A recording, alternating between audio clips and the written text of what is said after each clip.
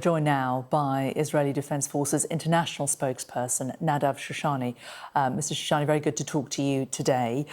We heard there from the UN, but it's not just the UN who've been critical of this. There are reports that the IDF's very own Chief of Staff, Eyal Zamir, has argued that this plan will create a trap in Gaza, endangering the lives of hostages and causing erosion in the Israeli army. Do you agree?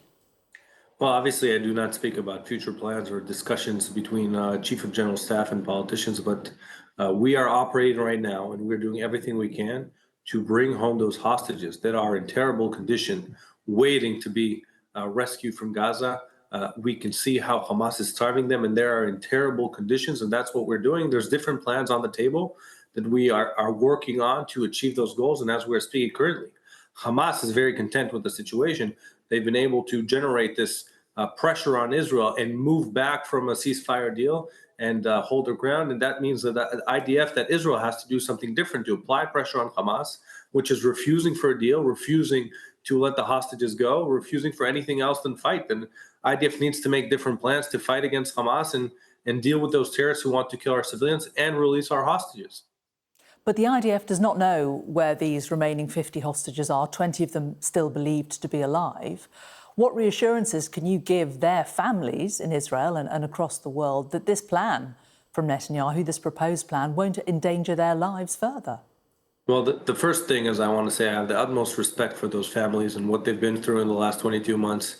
I can't imagine, and I hope it on no one. It's part of the reason I returned to service. It's part of the reason young Israelis leave their job, wife and kids, and risk their lives, and some pay with their lives for this cause. And we have learned throughout the war, we have created mechanisms to gather intelligence to make sure that our operations do not put hostages in risks. And one of the risks, though, is them staying there for a prolonged period of time while Hamas is treating them the way we've seen in recent videos, starving those hostages in horrible conditions. You know, those hostages who returned in January, February, some of them just were released in recent weeks, recent days, because they've been months in hospitals and rehabilitation from the way Hamas has treated them. So the clock is also ticking. We have to operate against Hamas. We can't let them turn this war into a stagnant war and for them to sit there with our hostages and refuse any deal. Eyal Zamir also talked about not just the hostages, but about erosion in the army. Doesn't this plan also potentially risk more deaths from your own forces? Well, you know, this war is not a simple war. It's not a short war. It's a difficult and long war. But the people of Israel are up for the mission just because we understand we have no other choice. This is not a war of choice. This is a war that Hamas brought upon us in October 7th, that Hamas is preventing from ending. And we know that if we don't operate, Israelis will die. Hamas promised we will carry out another October 7th. We want to massacre Jews. And if the IDF is not in Gaza dealing with Hamas, then that's exactly what they're going to do. So our people understand there's a necessity to this, to fight Hamas. And it doesn't mean it's easy, but we're doing it. And we're ready to do it for as long as possible because the consequences are so severe that we understand what happens if we put down our weapons. You say our people understand, but what is morale like in the IDF now? There are reports that many of those conscripted are exhausted, are overstretched. Well, I speak with them. I go down to the fields and I meet those troops. They've been doing this for a long time, leaving their families, and they keep doing it. Some of them family members, friends that are telling me it's not easy, but we understand the mission. We understand why this mission is important, and we'll keep defending our country with our bodies to make sure that Hamas cannot carry out terror attacks against our civilians. If the IDF does vote on Thursday for Benjamin Netanyahu's plan for Israel to try to take full occupation of the whole of Gaza, what are the practicalities of the IDF doing this? Do you actually have the physical troops to carry this out? Well, just to make clear, it's not the IDF deciding. The IDF sets plans, describes them, presents them to the political echelon, to our government, to our cabinet, and then they decide, and the IDF executes. And the IDF has a wide set of plans. So if the Israeli government decides, will you be able to execute? So the IDF has a wide set of plans, and we have different ways to execute those plans, and each plan also has means to accomplish that plan, and that's how we operate, and we will be able to carry out any mission that the government directs us to. And we have specific plans for different types of scenarios moving forward in Gaza, again, because we're fighting out of necessity, and we have to protect our people. Are you clear what the end game is here? Do you understand what you're fighting for? Is it an Israeli occupation of the whole of Gaza forever? Well, the end game is very clear, and Israel said it publicly. One, release all the hostages. Two, make sure Hamas can never carry out another October 7th. And, Hamas is celebrating the tough conditions in Gaza now because for them, that's leverage on Israel to create public pressure on Israel. But for us, the goal is very clear, and the war could end today if Hamas puts down their weapons and release the hostages. The goals haven't changed. We've had a lot of advancements. We've been able to dismantle a lot of Hamas's capabilities. We've been able this war began with 255 hostages. Currently, there are 50 hostages. Each one of them is a world of its own, but still there is progress in this war against Hamas, and the goals haven't changed. And they're actually very clear and are measurable. But if from Thursday the Israeli government does suggest a full occupation goes ahead and the IDF implements what the Israeli government decides, what happens to the Palestinians who live in Gaza? Where do they go? Where do they live? Well, I think that's more questions to the political echelon than our government. The IDF has to deal with operating on the ground, specifically fighting Hamas. It must be a question that those within the IDF are thinking themselves as they go in there. Our effort right now is to fight Hamas to achieve the goals of the war, and in the same time, there's a huge effort. Hundreds and thousands of people are dealing with this humanitarian aid campaign to bring in hundreds of trucks into Gaza every day. So these are two campaigns that our soldiers are operating, and the questions you're asking there for the government to answer, I think, and we respect our place in this democracy and carry out our job to the best way possible. You've raised the subject of aid. UN officials and humanitarian organisations have repeatedly said that Israel's restrictions on aid access to Gaza risked causing famine and irreversible suffering. The IDF was aware that aid wasn't entering at necessary levels. Why did the military delay opening crossings and securing delivery routes? Well, I think that is completely false and not true in a factual way. When the UN was making that claims, when the UN were making claims that not enough aid is getting into Gaza, and I still have not heard any explanation to this, I think it's unexcusable. They were making claims that Israel is blocking aid to Gaza. They were making claims that the situation is so dire in Gaza, but in the same time, almost 1,000 trucks were waiting in Gaza after clearance by Israel, after IDF facilitated the entry into Gaza. The UN prevented aid from being distributed that would be enough for the entire of Gaza for many days, and ran a campaign instead of distributing aid, ran a campaign of misinformation against Israel. I'll tell you right now, there is no limit on aid going into Gaza. As we are speaking right now, there are hundreds of trucks worth in Gaza waiting to be picked up by the international community. Every day, hundreds of trucks go into Gaza. The IDF has made, the IDF in Israel and Kogat has made new ways to distribute aid, has put in place tactical ceasefires in specific locations to help those aid distributions.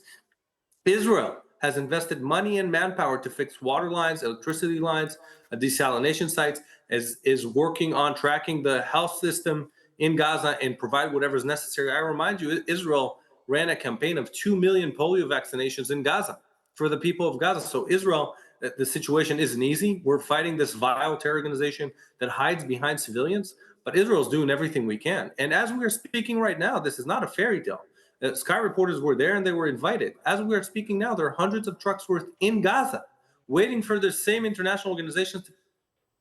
The UN will dispute what you're saying. There'll be many who will say it's unbelievable to suggest that the UN is preventing aid being distributed anywhere in the world. The new systems that you talked about have been widely criticised because it's meant that the aid hasn't been distributed in the way it has been distributed in the past. We've had a former contractor working at the Gaza Humanitarian Foundation. This is the Israeli organisation. I'm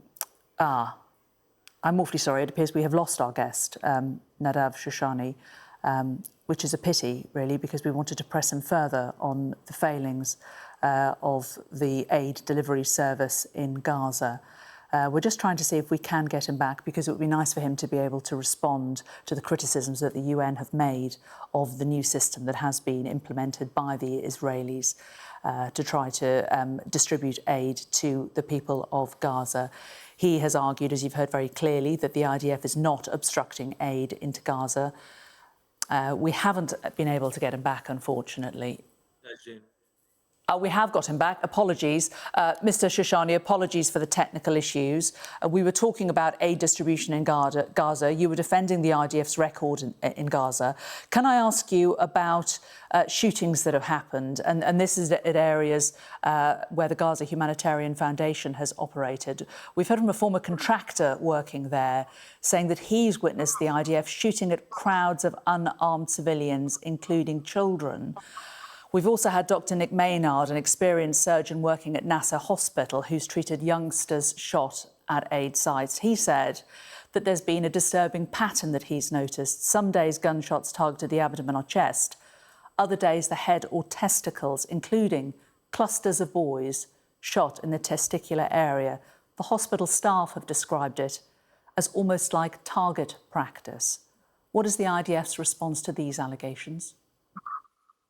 Well, first, I just want to make sure, I don't know if my previous answer was heard. As we are speaking currently, there are hundreds of aid. Yep. We absolutely heard your defence of the IDF's distribution of aid in Gaza, yes. And I want to speak of the situation of distribution in different parts of Gaza. This operation of distributing aid in Gaza is not simple. Also, the UN speaks of a lot of difficulties. The UN speaks itself of 85% of their aid is being looted by armed groups or civilians in Gaza. So distributing aid in a war zone is not something simple. What we're seeing in the distribution side, and the IDF is working, doing everything we can to make sure that the people have a chance to get aid, that the company providing the aid distributes it in a safe manner, and that we make all the improvements to make sure that it's safe and viable for the people to go pick up the aid. And a lot of it is just plain fake news, I can tell you. The claim about IDF shooting youngsters in the testicles is just vile and a blood label. It's the words of Dr. Nick Maynard. He's an experienced surgeon working at Nasser Hospital. These are the words of somebody I've heard many of those complaints, and in many cases, what's missing is the statement that it's from IDF. You know, what happens is the hospital get people who are mistreated. Some of them are in crowded areas. Some are getting shot by Hamas.